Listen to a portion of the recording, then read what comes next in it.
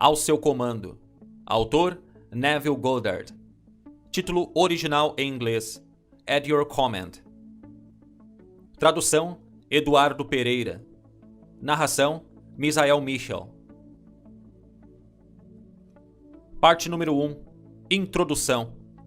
Este livro contém a essência do princípio da expressão. Se eu quisesse, poderia tê-lo expandido em um livro de centenas de páginas, mas tal expansão fugiria do propósito deste livro. Comandos, para serem eficazes, devem ser curtos e direto ao ponto. O maior comando já registrado encontra-se nas poucas e simples palavras: "E Deus disse que se faça a luz". Se mantendo neste princípio, agora eu entrego a você, leitor, nestas poucas páginas, a verdade conforme revelada para mim. Neville. Ao seu comando. Pode o homem decretar alguma coisa e ela vir a acontecer? Mais que certamente que pode. O homem sempre decretou o que tem aparecido em seu mundo, e ele hoje continua decretando o que está aparecendo em seu mundo. E ele continuará a fazê-lo enquanto o homem for consciente de ser homem. Não há nada que tenha aparecido no mundo do homem que ele não tenha decretado que deveria. Você pode até negar, tente se quiser. Você não conseguirá provar o contrário, pois esta afirmação se baseia em um princípio imutável. Você não vai conseguir comandar as coisas que irão aparecer através de suas palavras ou através das suas declarações em voz alta. Tais vãs repetições frequentemente só confirmam o oposto do que se é dito. Um comando ou afirmação sempre será feito através da consciência, ou seja, cada homem deve ser consciente daquilo o que ele afirma para si mesmo. Uma nova perspectiva. Quando a Bíblia for lida nessa perspectiva, você perceberá que ela é o maior livro científico já escrito. Ao invés de olhar para a Bíblia como o registro histórico de uma antiga civilização ou como a biografia da vida incomum de Jesus, veja-a como um grande drama psicológico ocorrendo na consciência de cada homem. Tome isto para si, e quando menos esperar, o seu mundo passará dos estéreis desertos do Egito à terra prometida de Canaã. A natureza de Deus. Todo mundo poderia concordar com a afirmação de que todas as coisas foram feitas por Deus e que sem Ele nada poderia existir. Porém, o que o homem não consegue chegar a um consenso é sobre a identidade de Deus. Todas as igrejas e sacerdócios do mundo discordam quanto à verdadeira identidade e a natureza de Deus. A Bíblia prova, sem sombra de dúvida, que Moisés e os profetas estavam 100% em concordância quanto à identidade e à natureza de Deus. A vida e ensinamentos de Jesus também se seguiram de acordo com as conclusões dos profetas antigos. Moisés descobriu que a natureza de Deus está na consciência do ser humano ao ouvir estas palavras muito pouco compreendidas. E disse Deus a Moisés: "Eu sou o que sou." Disse mais: "Assim dirás aos filhos de Israel: Eu sou, me enviou a vós." Êxodo, capítulo 3, versículo 4. Davi cantou em seus salmos: "Aquietai-vos e saibam que eu sou Deus." Salmos, capítulo 46, versículo 10. Isaías declarou: "Eu sou o Senhor, e não há ninguém acima de mim. Não há nenhum Deus ao meu lado. Eu te cingirei, ainda que tu não me conheças. Eu formei a luz e criei a escuridão. Eu fiz a paz e criei o mal. Eu, o Senhor, faço todas as coisas." Isaías, capítulo 45, versículos 5 a 7. A consciência de ser como Deus é repetida centenas de vezes no Novo Testamento, para citar apenas algumas. Eu sou o pastor, eu sou a porta, eu sou a ressurreição e a vida, eu sou o caminho, eu sou o alfa e o ômega, eu sou o princípio e o fim. E novamente, quem dizes que eu sou? Não está escrito: eu, Jesus, sou a porta. Eu, Jesus, sou o caminho. E nem foi dito: quem dizes que eu, Jesus, sou? está claramente escrito: Eu sou o caminho. A consciência do ser é a porta através da qual as manifestações da vida passam antes de ganharem forma no mundo. A consciência é o poder da ressurreição, ressuscitando aquilo que o homem é consciente de ser. O homem está sempre concebendo o que ele é consciente de ser. Esta é a verdade que liberta o homem, pois é o próprio homem que sempre se aprisiona ou sempre se liberta. Eu e meu Pai somos um. Se você, leitor, desistir de todas as suas crenças antigas, de um Deus separado de você, e proclamar a Deus como a essência da sua consciência, como Jesus e os profetas fizeram, você irá transformar o seu mundo com a percepção de que eu e meu Pai somos um.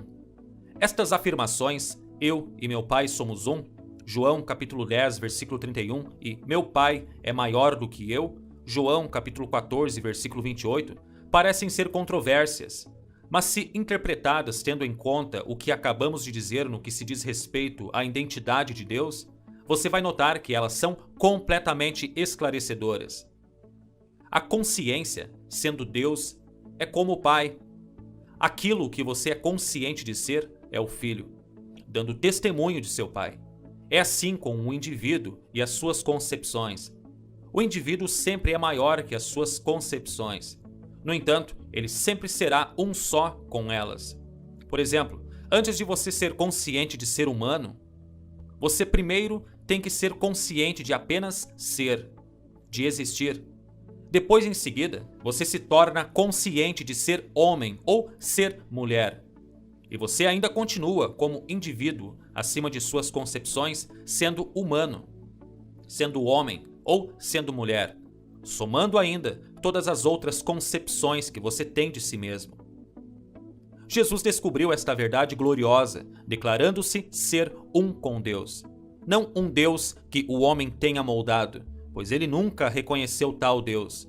Ele disse: se qualquer homem algum dia vier dizendo, procure aqui ou procure ali, não acredite nele, pois o reino de Deus está dentro de você. O céu está dentro de você. Portanto, quando foi registrado que ele ascendeu até seu Pai, foi dizendo que ele ascendeu em consciência ao ponto onde ele se tornou apenas consciente de ser, transcendendo assim as limitações de sua presente concepção de si mesmo, chamada Jesus. Seja aquilo o que você deseja ser.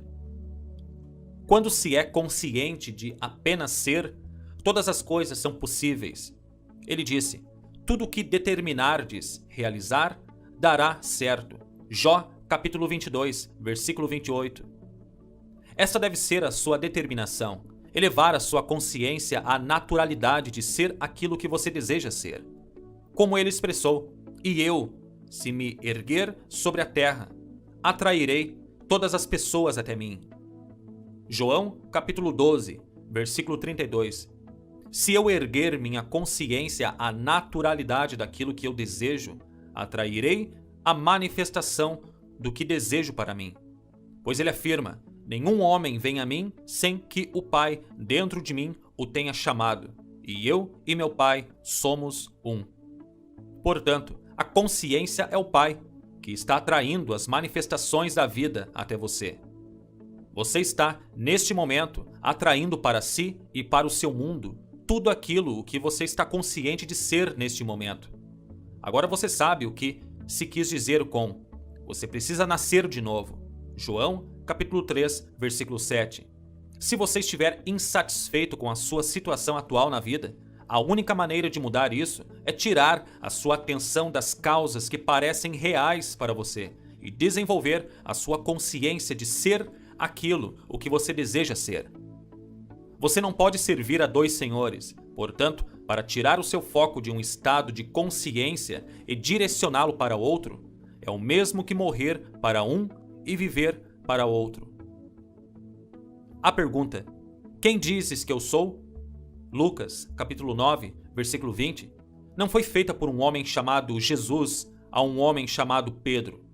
Esta é a eterna pergunta que é feita pela sua verdadeira essência ao seu ego. Em outras palavras, quem dizes que és? Pois a sua autoconvicção, a sua opinião sobre si próprio, é o que irá determinar sua expressão na vida.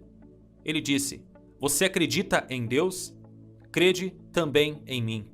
Em outras palavras, em mim, dentro de você, está este Deus. Orar sim, suplicar não. Para orar, então, reconheça-se como sendo aquilo o que você deseja agora, ao invés de ter que aceitar ficar pedindo a um Deus que não existe pelas coisas que você deseja. Agora, você consegue entender por que milhões de orações não são atendidas. Os homens oram a um Deus que não existe.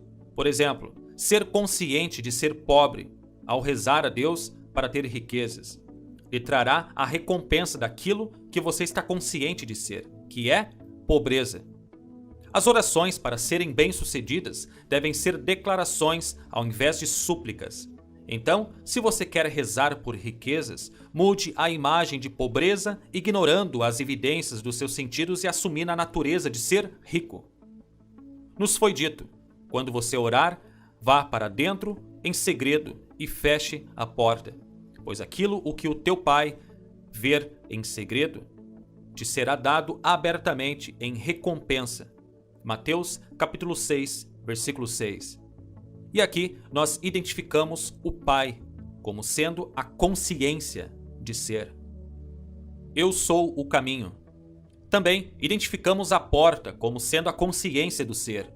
Então fechar a porta significa desligar-se do que eu estou consciente de ser agora e então declarar ser o que eu desejo ser. A partir do momento em que a minha reivindicação for estabelecida ao ponto de se tornar uma convicção, eu começo a atrair para mim as evidências daquilo que é afirmado. Não se questione como as coisas vão acontecer, pois nenhum homem sabe disso. Ou seja, ninguém sabe de que maneira as coisas desejadas irão aparecer. A consciência é o caminho ou a porta através da qual as coisas aparecem. Ele disse: eu sou o caminho. E não eu, José da Silva, sou o caminho. Mas eu sou a consciência de ser o caminho através do qual tudo tem que passar. Os sinais sempre sucedem, eles nunca precedem. Nada que esteja fora da sua consciência existe em seu mundo. Portanto, obtenha primeiro a consciência e as coisas serão compelidas a existir. Foi dito a você: buscai primeiro o reino dos céus e todas as coisas vos serão acrescentadas. Consiga primeiro a consciência das coisas que você está procurando e deixe que elas se desenvolvam naturalmente. Isto é o que se entende por tudo que determinardes realizar dará certo.